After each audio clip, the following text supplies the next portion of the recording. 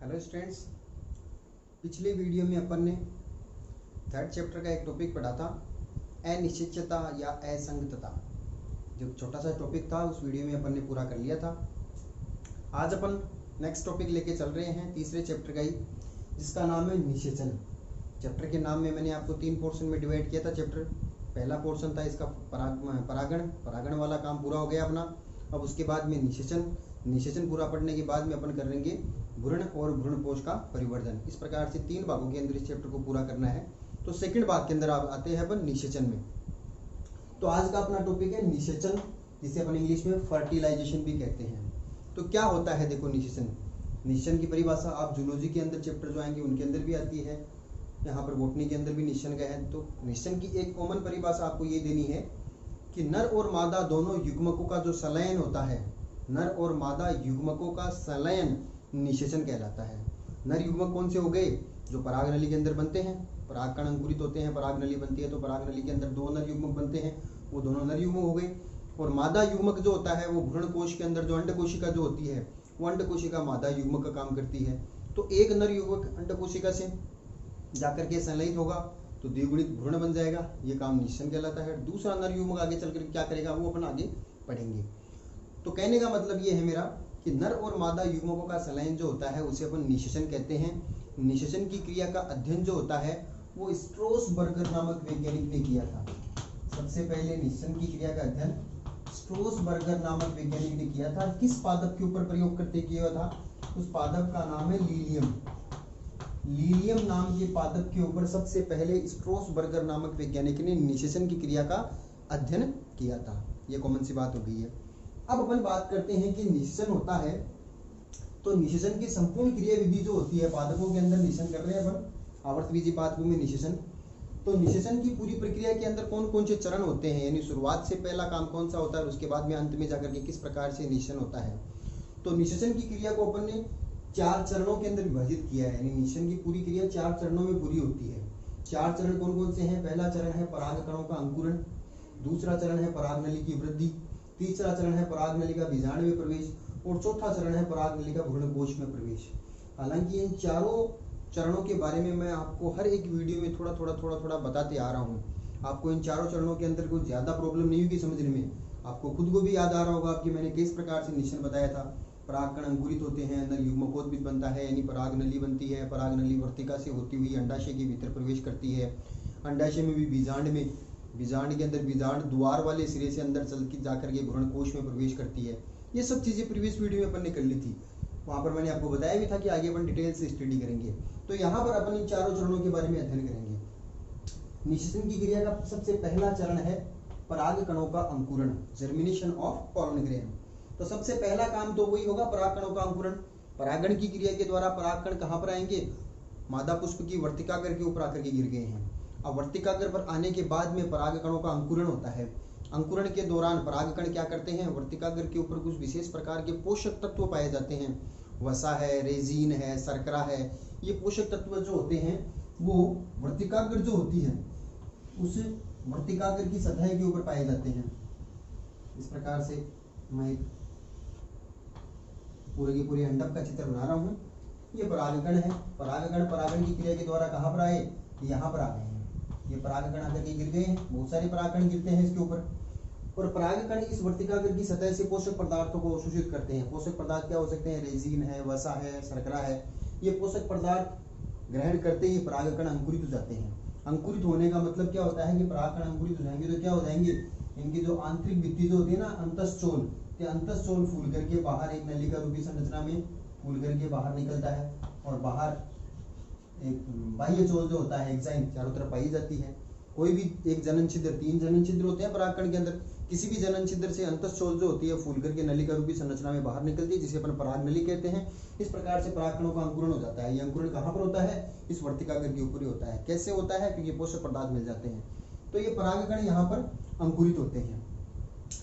परागण की क्रिया के द्वारा परागकण जब इसके वर्तिकाग्र के ऊपर आकर के गिर जाएं और गिरने के बाद में जितने समय तक वो अंकुरित होते हैं, भाई जैसे आज आकर के गिरे हैं, कल अंकुरित हुए हैं, तो वो एक दिन का समय जो होता है वो अंकुरण काल कहलाता है। यानी परागकणों का वर्तिकाग्र के ऊपर आने से लेकर के आ गए हैं, उसके बाद में जब तक वो अंकुरित होते हैं तो वो जो समय होता है वो अंकुरण काल कहलाता है। अंकुरण काल क्या हो गया है, परागकणों का आने से परागकणों के अंकुरण तक का जो समय होता है उसे अंकुरण काल कहते हैं। अब अंकुरित होते हैं तो अंकुरण के दौरान जरूरी नहीं कि केवल एक परागकण अंकुरित होता है, क्या बहुत सारे परागकण आप गिरे आप यहाँ पर आकर के, तो सभी परागकणों को पोषण मिल रहा है तो परागकण बहुत सारे अंकुरित होते हैं, सभी परागकण अंकुरित होते हैं, यहाँ पर पोषक पदार्थ मिल गए हैं। मगर इनमें से केवल एक परागकण की नलिका जो होती है ना वो ही इसके अंदर पूर्ण रूप से वृद्धि कर पाती है। बाकी सभी की वर्तिका बनी है छोटी छोटी मगर वो नष्ट हो जाएगी। केवल एक परागकण जो होती है उनकी बनी हुई पराग नलिका जो होती है वही पूर्ण रूप से वृद्धि करते हुए अंत तक अंडाशय के अंदर जाती है। तो एक परागकण के अंदर एक पराग नलिका बननी है। अब देखो यहाँ पर ध्यान में ये रखना आपको कि मोस्टली तो अधिकांश पादपों में तो परागकणों में एक पराग नलिका ही बनती है। परागकण जब अंकुरित होते हैं तो एक पराग नलिका ही बनती है, ठीक है। इसे एक नलिकीय अंकुरण कहते हैं, एक नलिकीय अंकुरण। मगर अपवाद स्वरूप कुछ पादप ऐसे होते हैं जैसे कुकुरबिटेसी फैमिली है, मालवेसी फैमिली है, इन फैमिली के इन कुलों के पादप जो होते हैं उनके अंदर एक से ज्यादा पराग नलिकाएं भी बन जाती है। कैसे बन जाती है, क्योंकि जनन छिद्र तो अभी और पड़े हैं, 2 जनन छिद्र और पड़े हैं, तो इन जनन छिद्रों से पराग नलिका और भी बन गई, इधर और भी बन गई है।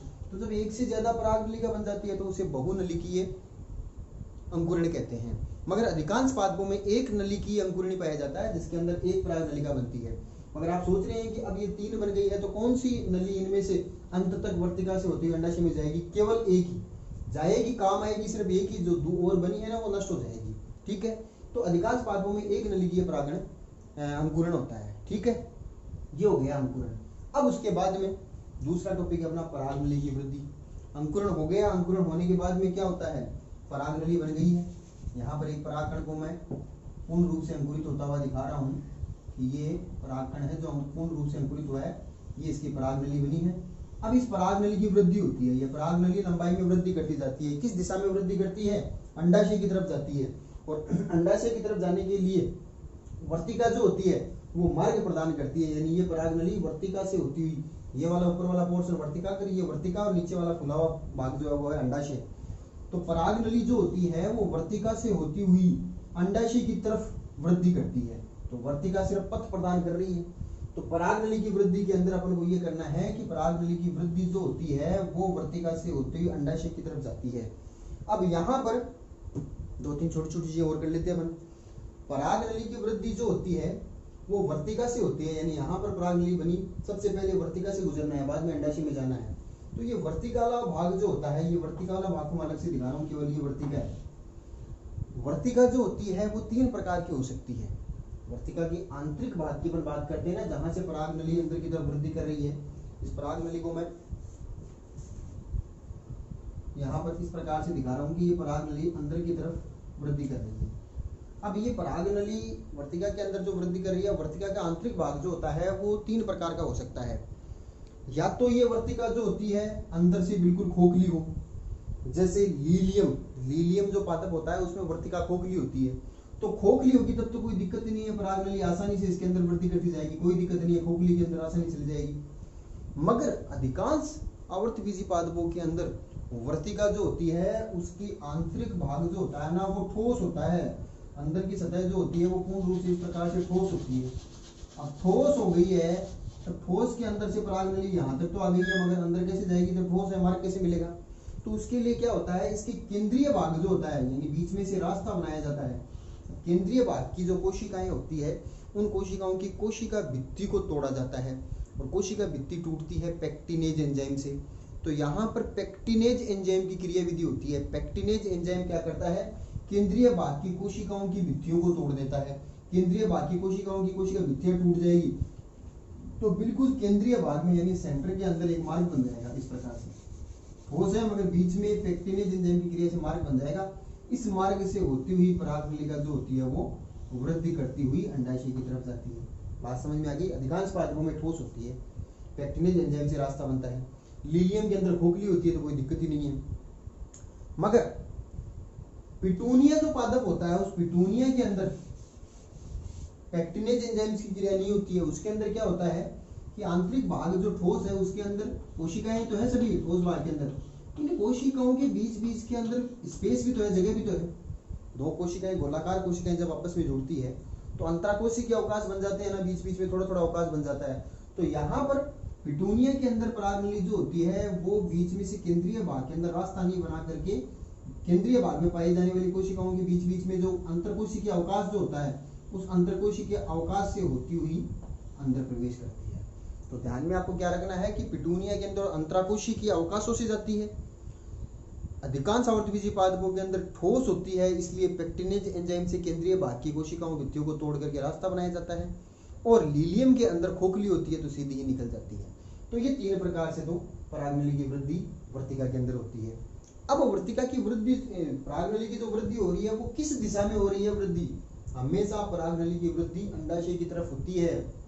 यानी परागनली किस दिशा के अंदर वृद्धि कर रही है? डायरेक्शन क्या है? नीचे की तरफ, अंडाशय की तरफ। और अंडाशय की तरफ भी कहां पर जाएगी? फिर अंडाशय की तरफ जाने के बाद में अंडाशय में क्या है? अंडाशय के अंदर बीजांड है। ठीक है, इस प्रकार से बीजांड की संरचना अपने पिछले चैप्टर में की थी। ये बीजांड किसमें है? अंडाशय के अंदर है। ये बीजांड द्वार हो गया। बीजांड के अंदर क्या है? बीजांड के अंदर भ्रूणकोश है जिसमें 3 ऊपर प्रतिमुखी कोशिकाएं, नीचे 3 अंड समूचे, बीच में केंद्रीय कोशिका। तो ये परागनली जो होती है वर्तिका से होती हुई अंडाशय की तरफ वृद्धि करती है। अंडाशय के अंदर भी जाने के बाद में बीजांड के अंदर बीजांड द्वार वाले सिरे से इस प्रकार से प्रवेश करती है।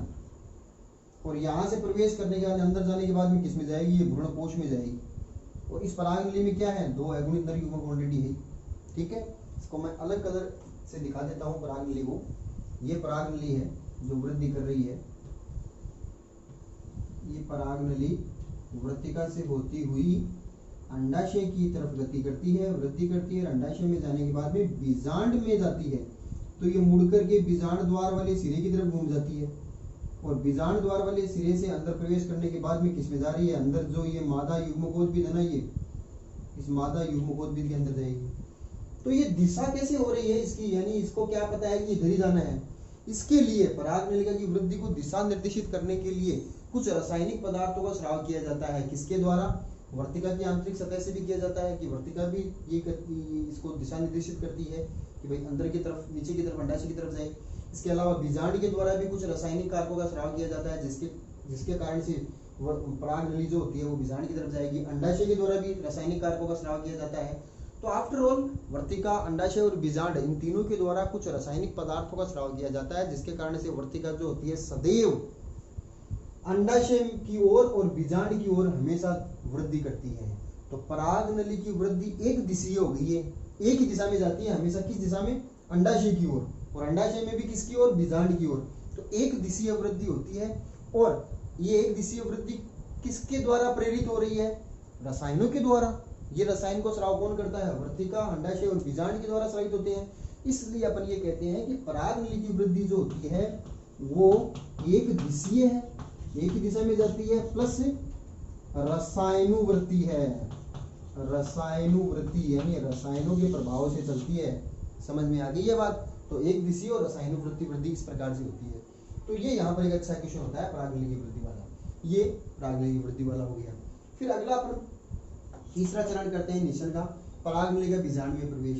अब परागनली अंडाशय के अंदर प्रवेश करने के बाद में किसमें जा रही है? बीजांड में। अब बीजांड के अंदर प्रवेश करती है परागनली, तो बीजांड के अंदर मैंने यहाँ पर जो चित्र बताया उसके अंदर बीजांड में किस सिरे से प्रवेश कर रही है? बीजांड द्वार से। बीजांड का चित्र आपको मैंने अलग से पिछले चैप्टर में अपन ने किया था। एक बार दोबारा उस चित्र को बनाते हैं अपन। बीजांड का चित्र अपन ने इस प्रकार से बनाया था।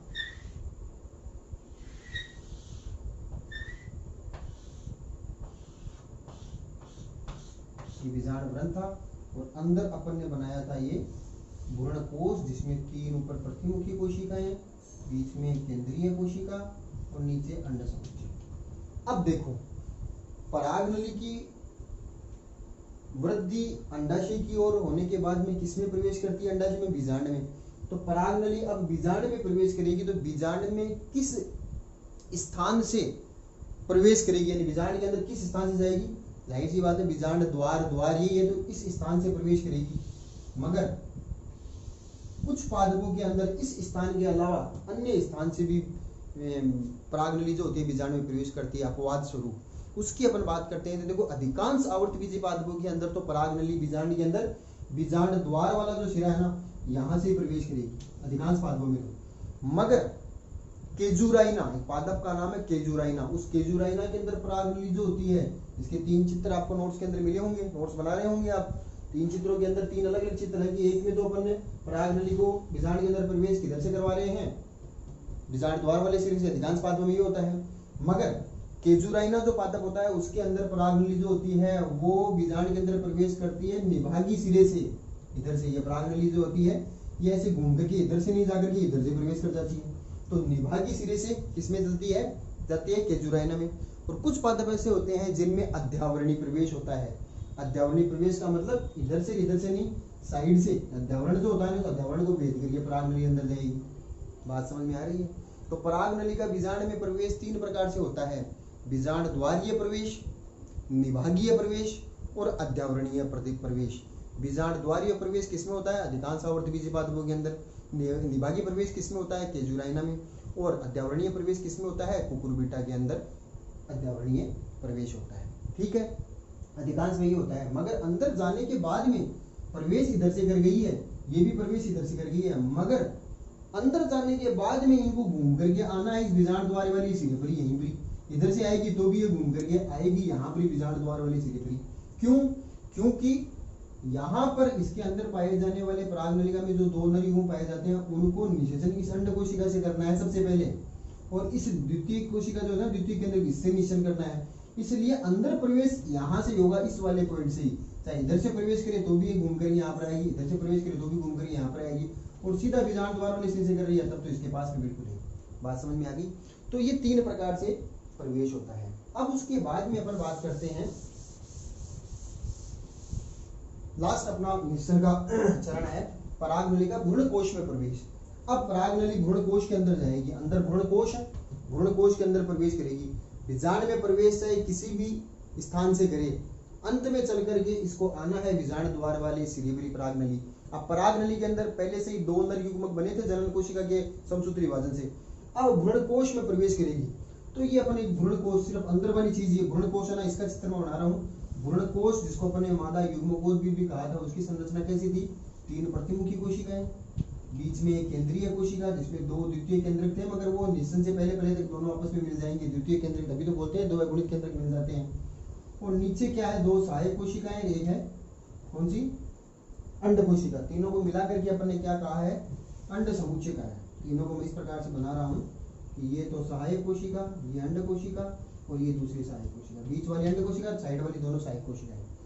अब भ्रूणकोश के अंदर प्रवेश जब करती है परागनली, तो इसके अंदर भी प्रवेश कई प्रकार से कर सकती है। 3 प्रकार से प्रवेश इसके अंदर भी होता है। परागनली यहाँ पर आई, अब अंदर कैसे जाएगी, भ्रूणकोश में कैसे जाएगी, तो देखो या तो ये परागनली प्रवेश करेगी एक सहायक कोशिका और एक अंड कोशिका के बीच से होती हुई, इधर से, यहाँ से दिख रहा है आपको, साइड वाली सबसे साइड में क्या है, सहायक कोशिका, बीच में क्या, अंड कोशिका। तो इन दोनों के बीच में से होती हुई प्रवेश करेगी, सहायक कोशिका और अंड कोशिका के बीच में से होती हुई प्रवेश करेगी। नंबर 1 स्थान। नंबर 2, एक ये कैसे जाएगी, ये जाएगी इधर से नहीं जाकर के एक सहायक कोशिका को बीच में से भेदते हुए सहायक कोशिका के बीच में से जाएगी, यानी सहायक कोशिका को नष्ट करते हुए अंदर जा सकती है। बात समझ में आ रही है? या फिर ये कैसे जा सकती है कि बिल्कुल एक सहायक कोशिका के पार्श्व से, साइड से इधर से निकल सकती है।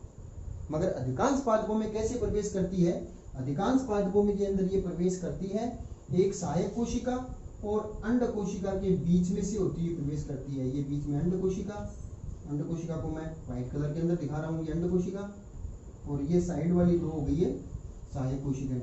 तो प्रवेश किधर से करेगी, इधर से प्रवेश करेगी, यानी अंड कोशिका के पास में रह जाए और सहायक कोशिका के पास में रह जाए, इस प्रकार से प्रवेश करती है। 3 प्रकार के प्रवेश हो गए, या तो सहायक कोशिका और बीजांड द्वार की भित्ति से, या सहायक कोशिका को चीरते हुए बीच में से निकल जाए, या सहायक कोशिका या अंड कोशिका के दोनों के बीच में से निकल जाए। तो बीजांड परागनली जो होती है भ्रूणकोश में प्रवेश इस 3 प्रकार से कर सकती है। अब ये अंदर प्रवेश करने के बाद में क्या होता है, जैसे ही अंदर प्रवेश करती है तो ये जैसे ही सहायक कोशिका की कोशिका द्रव्य से अंदर आती है, संपर्क में आती है, तो फिर क्या होता है कि ये परागनली जो होती है, इस परागनली में शीर्ष भाग जो होता है, थोड़ा सा बड़ा करके अलग से दिखा रहा हूं मैं, कि जैसे ये अंदर प्रवेश करें, यहाँ पर ये सहायक कोशिका है, ये अंड कोशिका है, ठीक है। तो जैसे ये सहायक कोशिका के कोशिका द्रव्य के संपर्क में आएगी, इसका शीर्ष भाग जो होता है, जैसे ये परागनली का है, शीर्ष भाग जो होता है, शीर्ष भाग जो होता है इसके अंदर ये शीर्ष भाग टूट जाता है, यानी छिद्र का निर्माण हो जाता है। छिद्र निर्माण क्यों हुआ? क्योंकि अंदर पाए जाने वाले दोनों नर युग्मों को बाहर छोड़ना है। तो छिद्र का निर्माण होने के बाद में अंदर पाए जाने वाले दोनों नर युग्मक जो होते हैं, दोनों नर युग्मक इस भ्रूण कोश के कोशिका द्रव्य के अंदर मुक्त हो जाते हैं। क्योंकि इस परागनलिका का काम यही है कि ये अपने अंदर पाए जाने वाले दोनों नर युग्मक जो होते हैं उनको इस भ्रूण कोश के अंदर लाके के छोड़ना है। इसलिए इस भाग, इसके किनारे वाले भाग को तोड़ना जरूरी है। ये भ्रूण कोश के अंदर दोनों नर युग्मक को प्रवेश कराना है। तो दोनों नर युग्मक जो परागनली में थे वो किसमें आ गए हैं? भ्रूण कोश के अंदर आ गए हैं। अब भ्रूण कोश में आने के बाद में क्या होगा? इन दोनों नर युग्मकों में से, दो नर युग्मक है, इन दोनों नर युग्मक में से एक नर युग्मक जो होता है वो तो अंड कोशिका जो है इससे निषेचन करेगा। दो नर युग्मक जो बनाए थे ना परागनलिका से आए थे, एक तो इससे निषेचन कर लेगा और एक नर युग्मक जो होता है ये इस द्वितीय केंद्रक जो है जिसमें ऑलरेडी दो गुणित केंद्रकों का संलयन हो रखा है, एक इसके अंदर चला जाएगा, एक इससे संलयन करेगा। तो दो बार निषेचन की क्रिया होती है, इसलिए आवर्त बीजी पादपों में द्विनिषेचन होता है। ध्यान रखना, अगले वीडियो के अंदर टॉपिक अपन यही पढ़ेंगे, द्विनिषेचन का बहुत इंपॉर्टेंट टॉपिक है कि जो परागनली से दो नर युग्मक जो आए हैं, दोनों नर युग्मक से एक नर युग्मक तो अंड कोशिका से निषेचन करके द्विगुणित भ्रूण का निर्माण करेगा और दूसरा नर युग्मक जो है ना वो नर युग्मक द्वितीय केंद्रक से संलयन करेगा, यानी निषेचन करेगा इससे। तो त्रिगुणित संरचना बन गई ना। दो तो ऑलरेडी पहले इसमें थे, द्वितीय तो पहले था ये, एक है गुणित और आ गया है, तो त्रिगुणित भ्रूणपोष बनेगा। जो इस चैप्टर में नाम आया था ना भ्रूणपोष, एंडोस्पर्म, ये भ्रूणपोष बनेगा इससे निषेचन से और भ्रूण बनेगा इसके निषेचन से, जो अपन अगले वीडियो के अंदर द्विनिषेचन को डिटेल से पढ़ेंगे। तो आज के टॉपिक के अंदर निषेचन के जो चरण हैं उन चारों चरणों को मैंने आपको डिटेल से समझाया है। हो सकता है आपको इसके बाद वाले चरण अंदर आने के बाद में निषेचन वाली चीजें समझ में नहीं आई तो वो अगली वीडियो के अंदर फिर से क्लियर हो जाएगी। फिलहाल आपको इन चार चरणों के अंदर मेरे ख्याल से अच्छे समझ में आ गया होगा। तो अगले वीडियो के अंदर द्विनिषेचन जो एक बहुत इंपॉर्टेंट टॉपिक है उसको लेकर के आते हैं अपन। Thank you.